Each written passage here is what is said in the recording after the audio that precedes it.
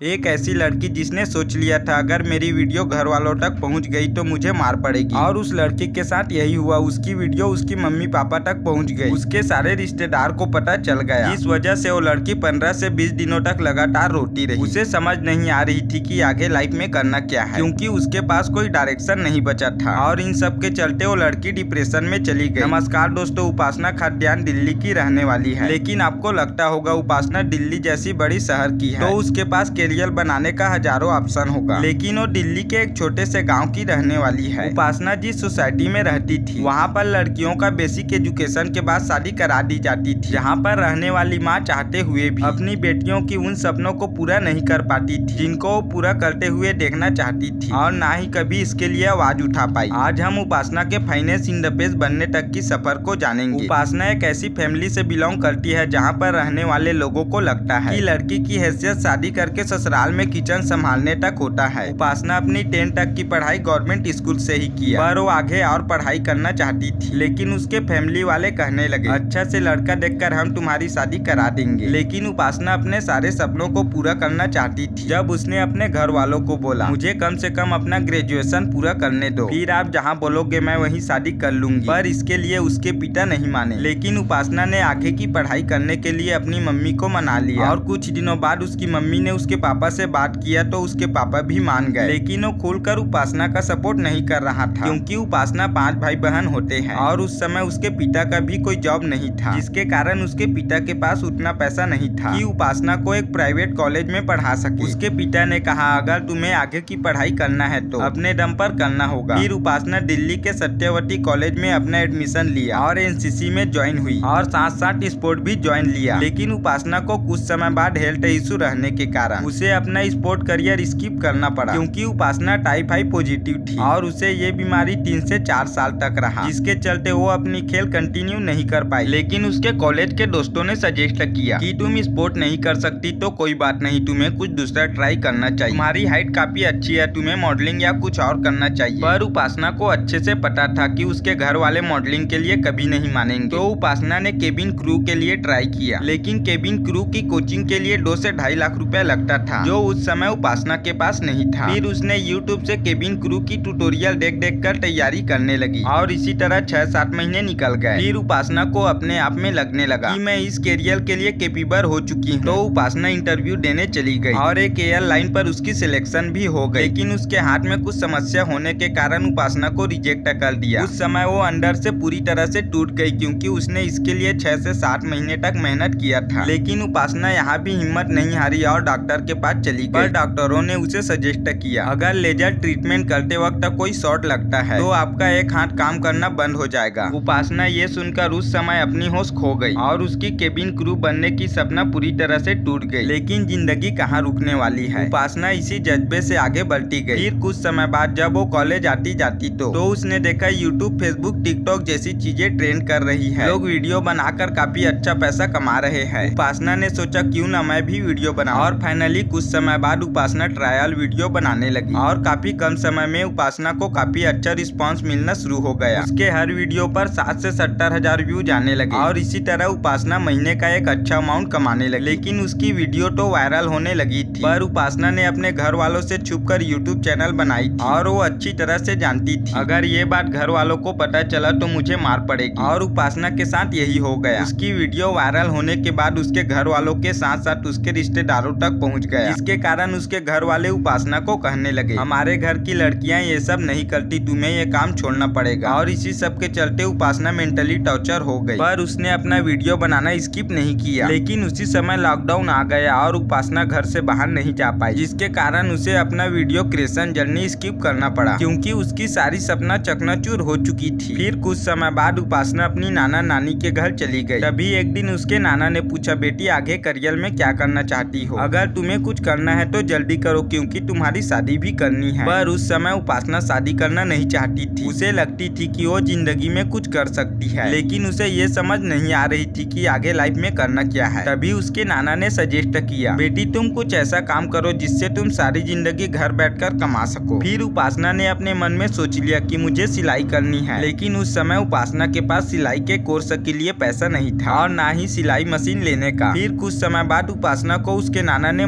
Machine खरीद कर दिया और यूट्यूब की मदद से उपासना सिलाई करना सीख गई। 6-7 महीने बीतने के बाद उपासना को लगने लगा कि उसे डिप्लोमा कर लेना चाहिए, क्योंकि उपासना जिस सोसाइटी में रहती थी वहाँ पर लोग इंसान के एक्सपीरियंस से पहले डिग्री देखते थे। और उपासना डिप्लोमा करने के लिए मेन दिल्ली में चली गई। उस समय उपासना के पास ज्यादा पैसा तो नहीं था, पर जो पैसा था वो 2 से 3 महीनों में खत्म हो गया। उसके घर वाले तो पैसे देने वाले नहीं थे, तो उपासना दिल्ली में एक जॉब करने लगी, जहाँ पर वो सुबह से शाम तक जॉब करती और उसके लिए ऑफलाइन सिलाई का कोर्स लेना पॉसिबल नहीं था। तो उपासना ऑनलाइन कोर्स और यूट्यूब के जरिए से अपना डिप्लोमा पूरा किया। वो सुबह अपनी जॉब करती और शाम के समय सिलाई सीखती और कुछ समय तक इसी तरह उसकी जिंदगी चलने लगी। फिर एक दिन उसने सोचा घर वालों को इधर उधर जाने से प्रॉब्लम है, तो क्यों ना मैं फेसलेस वीडियो बनाऊं, क्योंकि उपासना को यूट्यूब का एल्गोरिदम अच्छे से पता था। फिर उपासना सुबह जॉब करती और शाम के समय सिलाई सीखती और रात के समय वीडियो बनाती और उस वीडियो को फेसबुक पर डालने लगी। लगातार 8 महीने वीडियो डालने के बाद उसका पेज मोनेटाइज हो गया और उपासना फेसबुक से एक अच्छा इनकम जनरेट करने लगी। लेकिन उसके साथ एक समस्या था, वो रोज सुबह जॉब करती और शाम को वीडियो बनाती, जिस कारण से वो अपने कामों में सही से ध्यान नहीं दे पा रही थी। उसी बीच उसका फेसबुक पेज हैक हो गया और उपासना ने पिछले 8 महीनों में जितना भी वीडियो अपलोड किया था वो सारा डिलीट हो गया। उस समय वो बहुत ज्यादा परेशान हो चुकी थी, क्योंकि एक दिन बिना स्किप किए हुए वीडियो डालती आ रही थी। उसने अपने सारे फ्रेंड को रिक्वेस्ट भी किया कि मेरा पेज वापस ला दो, लेकिन कुछ नहीं हुआ और उपासना के सारे सपने वहीं पर टूट गए। उसके अंदर कुछ करने का हिम्मत था, वो भी पूरी तरह से टूट गया और कुछ दिन इसी तरह डिप्रेशन में गुजर गए। पर उपासना के पास सिलाई की स्किल थी, तो उसने लास्ट बार इंस्टाग्राम में वीडियो बनाकर अपलोड किया और कुछ समय बाद उसे अच्छा रिस्पांस मिलने लगा और आज के समय में उपासना इंस्टाग्राम से एक अच्छा अमाउंट कमा रही है, जिससे अपने और अपना घर वालों का खर्चा उठा सकती है। दोस्तों, जिंदगी में उतार चढ़ाव तो आता रहेगा, लेकिन आपने अपने मन में कुछ करने की ठान ली है तो उस पर लगातार मेहनत करते रहो। मैं ये नहीं कहता आपको कुछ ही दिनों में सक्सेस मिल जाएगा, लेकिन जिस दिन आपको सक्सेस मिलेगा उस दिन आपका जिंदगी बदल जाएगा। दोस्तों, आपको इस वीडियो से क्या सीख मिला हमें कमेंट बॉक्स में जरूर बताएं और भी ऐसे वीडियो देखने के लिए हमारे चैनल को सब्सक्राइब करके बेल वाला घंटा को ऑन करें, ताकि हमारे वीडियो सबसे पहले आपके पास पहुंचे।